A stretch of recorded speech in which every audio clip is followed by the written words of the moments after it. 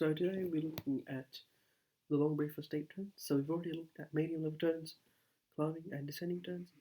Now we'll take it a step further and look at steep turns. So I'll just skip over housekeeping since it is an online brief. Aim to teach the techniques used to fly level and descending steep turns using 45-degree and 60 degrees angle of bank. So we'll be looking at the theory and the application on situations of when you would need to do a level and descending steep turn.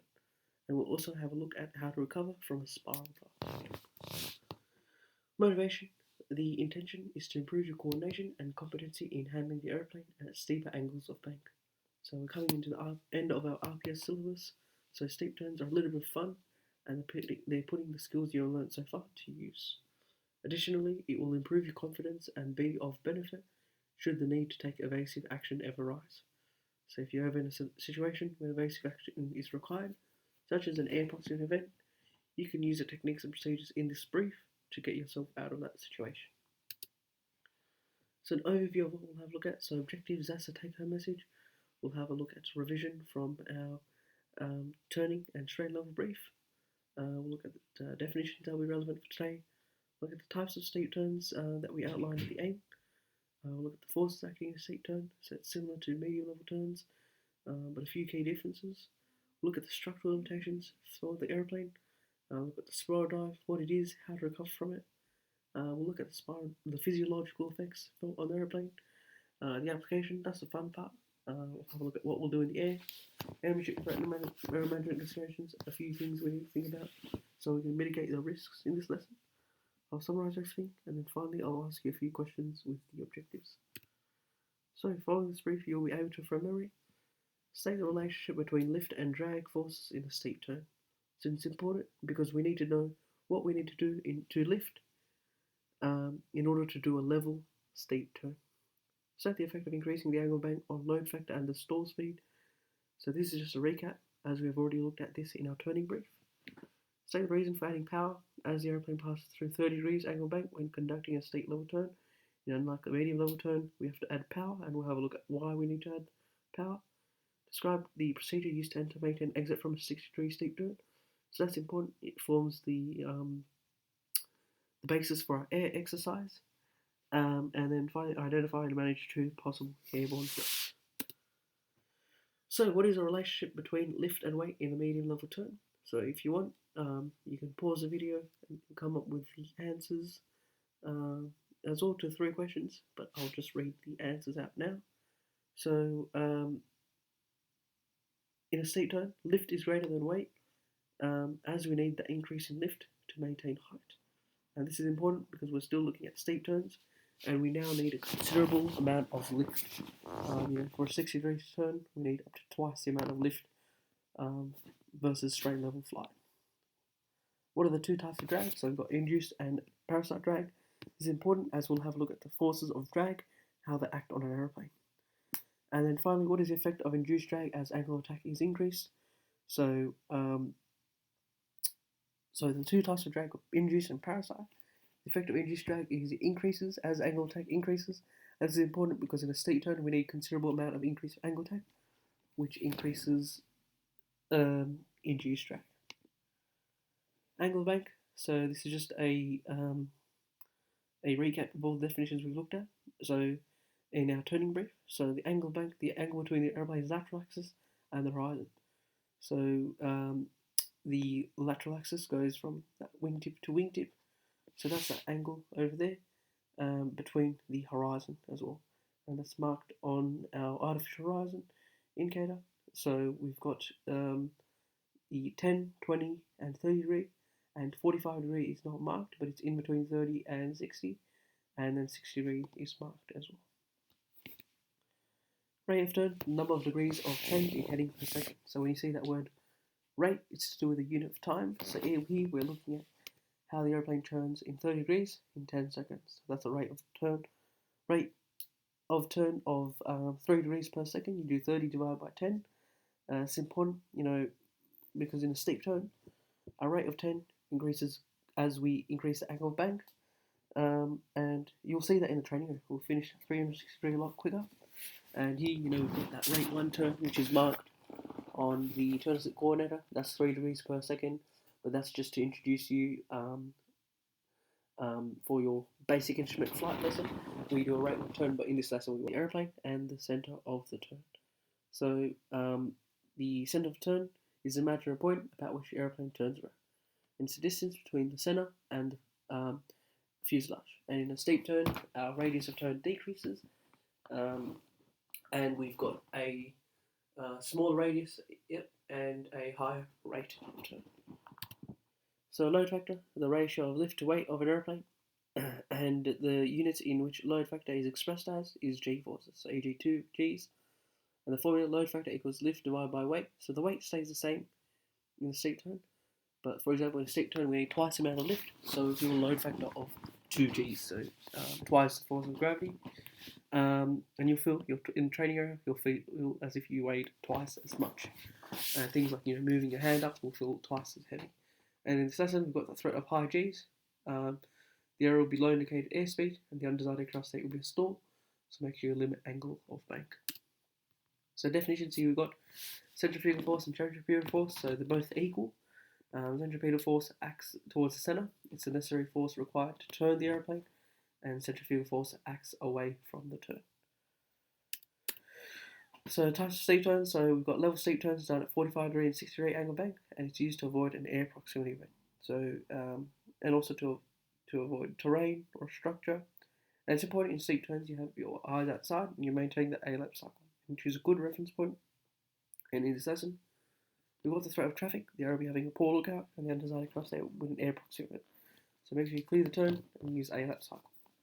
So descending steep turn, so 45 degree angle bank, the rate of descent is controlled using angle bank, and your control column controls your airspeed. Use only to avoid an air proximity event, get below a hole in the cloud layer, or to avoid entering controlled airspace. So you would normally plan a descent from controlled airspace, but descending steep turn is used as a last resort to avoid it, and you certainly wouldn't use it with passengers. So forces acting in a steep turn, so in straight level flight, so lift equals weight, and an important note is we've got a constant airspeed, though when we turn in a steep turn we've got acceleration, which is accelerating the turn, and so that means the forces are not in equilibrium, and we also change our direction. So it's the exact same forces as in a medium level turn. So lift and weight are the same, but when we bank and apply that balance and then the back pressure, we need that necessary increase in lift, so for 45 degree turn 1.4 times to maintain level height. As a result, our horizontal component of lift, our centripetal force increases. Because that increases, our centrifugal force increase as they're both equal, and that therefore increases our load factor. Weight stays the same. And so we have a load factor of 1.4 G. So whenever we increase lift, we increase our load factor. The same thing for 60 degree steep turn. We need twice the amount of lift versus the lift we need in straight level flight. So increase in drag. Due to the high angles of attack, there is a large increase in drag. So specifically, this is induced drag. This results in a reduction in airspeed, which decreases lift. So remember, with the engineer's lift formula, and even with the pilot's lift formula, when we decrease airspeed, we decrease lift. This is why we need to increase power in steep turns in order to prevent this. So in a medium turn, we can accept a small decrease in indicated airspeed, but since we've got a large amount of induced drag, with the induced drag, we would start to descend or worse, stall. So at 45 degrees, the induced drag is increased by 100% from straight level flight, and at 60 degrees, it is increased by 300%. So structural limitations. So load factor, G equals lift divided by weight. So remember we looked at this. As we increase angle bank in the turn, load factor increases and the stall speed increases as well. So for example, the weight stays the same, but for the 60 degree angle bank turn, we need twice the amount of lift. So load factor increases by 2G. Whenever we increase lift, we increase load factor. The Piper Cherokee can only withstand loads up to 3.8 G in the normal category and 4.4 G in the utility category. So we won't be experiencing these high G maneuvers, but that's what the Cherokee can withstand in terms of the maneuvers, And we can work this out using a weight and balance chart. So normal category, it's all any weights, and any weight and balance up until you're within the limits of the envelope. By utility category, there's certain restrictions like being below a certain weight, having no passengers in the back, and having no cargo as well in the baggage area. So here's a graph. It tells us the exponential relationship between angle of bank and load factor. So if we use that formula, store speed equals square root of load factor, which equals new store speed. So 50 knots times 1.4 g, you experience at 45-degree turn. Square root of that, which equals 50 times 1.2, which is 60 knots. And 70 knots for a 60-degree steep turn. So it's 20% and a 40% increase. So it's quite a considerable increase versus straight level flight. So there is an undesirable situation in a steep turn because the stall speed increases due to the increase in load factor, and the airspeed decreases due to the increase in induced drag. This is why we must increase power to counter the increased drag and maintain a safe margin over the stall speed, i.e. a power sandwich. So pretty much the only thing separating from our stall speed and our airspeed from meeting and the aeroplane stalling is that power. And that's why for a 45-degree steep turn in the training area, what we'll do is we'll apply 100 RPM increase for a 45-degree steep turn, and for a 60-degree steep turn we'll apply full power. So maneuvering speed, the maximum speed below of which full and abrupt control input causes a stall to occur before the load limit is reached. Above this speed, the load limit will reach, and with full back pressure, which will cause structural damage. So when you apply that back pressure, you'll increase that 3.8 times the lift, which will give you 3.8 Gs. The VA speed prevents us from exceeding load limits and helps us to protect the airframe. And is this speed marked on the ASI and the airspeed indicator? So it isn't marked as it is a weight dependent, but it is marked in the POH and the quick reference handbook as well. So the VA speed is proportional to the weight. So the higher the weight, higher the stall speed, and therefore our maneuvering speed also changes. At lighter weights, we're flying at low angles of attack, so pulling the control column back will exceed the 3.8 G before the stall. But at heavier weights, we're already flying at a high angle of attack, so pulling back on the control column will cause the aeroplane to stall before the 3.8 G load limit as well. And in terms of the table, so for the Warrior, P828 Warrior, at maximum takeoff weight, our VA speed is 111 knots. At light weights, it's 88 knots. For the Archer, it's 113 at MTOW, and for lightweights, it's 89 knots. The spiral dive caused by an overbank or a lack of back pressure in a steep turn. So you'll see this in the training area due to that lack of back pressure. To maintain level turn, it will cause, if that's not applied, it will cause a spiral dive. Lack of back pressure will cause a low nose attitude and an increasing speed. And the increasing overbank will cause a tightening of the turn. So a tighter turn as well, and as the angle bank decreases, that turn becomes a lot tighter. The problems with the spiral dive is you've got a high G load, which is felt on the pilot, structural damage, rapidly increasing airspeed, caution yellow range. So that's dangerous because we're nearing our never exceed speed, that red line, which is 154 knots for the Warrior, and you've got a rapid height loss as well. So that combined can cause damage. We're losing height rapidly, airspeed is increasing. So recovery, so it's a simple 4-step procedure. So simply throttle idle to reduce our speed, prevent it from reaching V&E, and we pretty much, we don't want it to redline as well. So we don't want it to reach that 2700 RPM. We want to save our engine. Wings level using opposite aileron. So if you're rotating towards the left, anti-clockwise, simply rotate towards apply right aileron. Ease out of dive using smooth control inputs, applying smooth back pressure. Don't use abrupt input, otherwise you can exceed that load limit. And then once speed decreases, full power and set the attitude for VY. So similar procedure used in a nose down unusual attitude recovery, which we'll have a look at in a basic instrument flight lesson. And in this lesson, we've got the threat of improper spiral dive recovery. There will be allowing airspeed to increase. The undesired aircraft, there will be airframe damage / engine damage. So make sure you manage it by using the correct technique to recover. So spiral dive versus spin. So in a spiral dive, you are in an unstable flight path, whereas in an incipient spin, it is stabilized. You can use ailerons in a spiral dive as you are not stalled, but in a spin, you have to use rudder as your wings are stalled, and it can actually make it a lot more worse, the spin, if you use ailerons.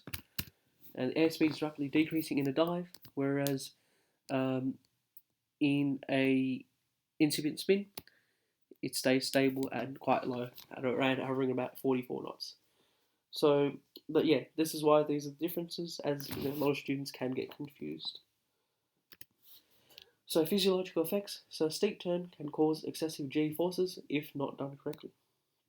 And this is why you must coordinate controls and do bank balance back pressure simultaneously to prevent that spiral dive, to prevent it's a nice smooth movement, and you don't apply abrupt controls as well. And it's unlike past where you can do it one stage at a time.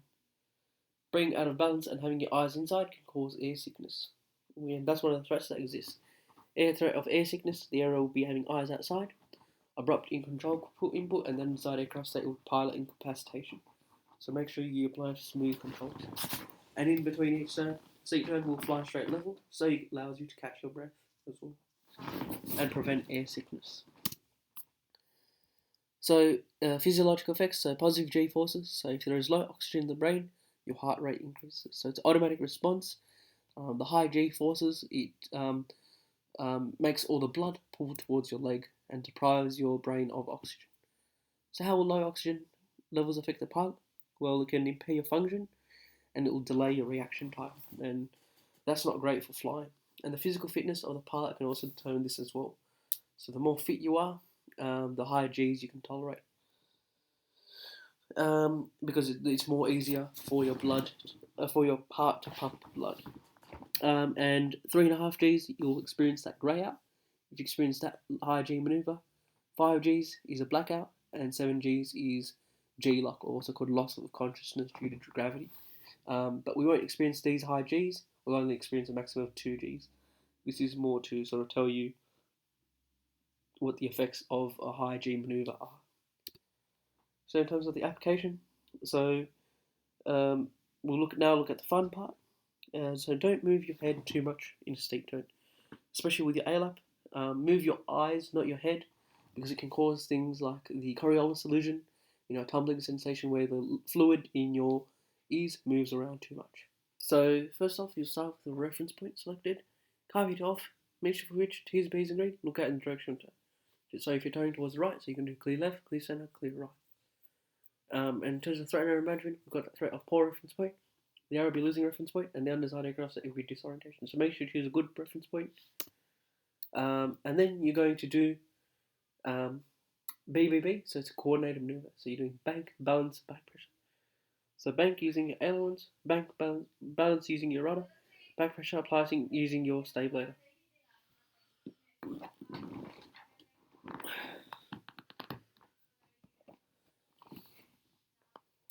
So you do your pre-entry checks, so reference point selected, car read off, mixture for which T's, V's green, and look at in the direction. So clear left, clear centre, clear right. We've got the threat of poor reference point, the RB losing your reference point, and the undesired aircraft with disorientation. So make sure you choose a good reference point. So it's a coordinated maneuver, so remember you're doing all three things here. So bank, ailerons, balance ball centered using your rudder, and back pressure you're applying using your stabler. You might need to use two hands. And passing through 30 degrees, increase power to 2500 RPM due to that power sandwich. And it's all about adding that power and holding the attitude for a steep turn. Remember, you've got the over-banging tendency, so hold off in the aileron. Then you can do ALAP cycles, so attitude point on the horizon. I'm going to ask you, where's that horizon cutting for you on the dash? Look down direction turn, attitude, performance, making sure your level height, 45 degree in the AH, turn sit corner balance, and you've got sufficient speed as well. And then anticipate bank balance back pressure. So pretty much exactly how you enter the turn. Now you're going to do wings level. So bank, roll out, balance ball centered, and back pressure to relax and make sure to 30 degrees, reduce power to 2400 RPM. And all of our steep turns will be flown through 360 degrees. So once again with a 60 degree steep turn, You're going to do your previous checks, so it's selected, carve it off, mixture fluid, change the green, look out in the restaurant. Once again, the overbanking tendency, and it's all about holding that attitude and maintaining it. So use BBB to establish yourself in the turn, and remember you're going to need a lot more rudder and a lot of back pressure. And with that, you want to feel that 2 Gs. Only if you feel the 2 Gs, are you doing a correct steep turn, and you're applying that full power once again. So A lap, your attitude, look out, attitude performance is going to go a lot quicker. Attitude, point on the horizon, look out in direction of turn, attitude, and performance. You're maintaining height, you're balanced, you're 60 degrees out of horizon, got sufficient speed, and anticipate before your reference point a lot quicker, so that 360 would go very quickly. So anticipate, roll out, balance more centered, and back relax. So passing 30 degrees, reduce power to 2400 RPM, so you don't climb. So descending steep turn, so done at 45 degree angle bank, so reference point selected, carby on, mixture fully rich, teaser bees ring, and doing a good thorough look at. Remember, we've got an underbanking tendency as we're doing a descending turn. And then you're going to put the pass configuration, so power, idle, a little bit of left rudder, attitude 1 to ground, 2/3 sky. Speed, you're going to add 10 knots to 83 knots. As your stall speed increases by 10 knots, so to maintain a safe margin, and then you trim. Then you're going to do bank, balance, back pressure. So it's a coordinated maneuver. So bank, ailerons, balance more centered, back pressure, less than for level turn, so you may need to release a little bit. And then airspeed is controlled by back pressure, and increasing rate of descent controlled by angle of bank. And your A-lap, once again, will go a lot quicker.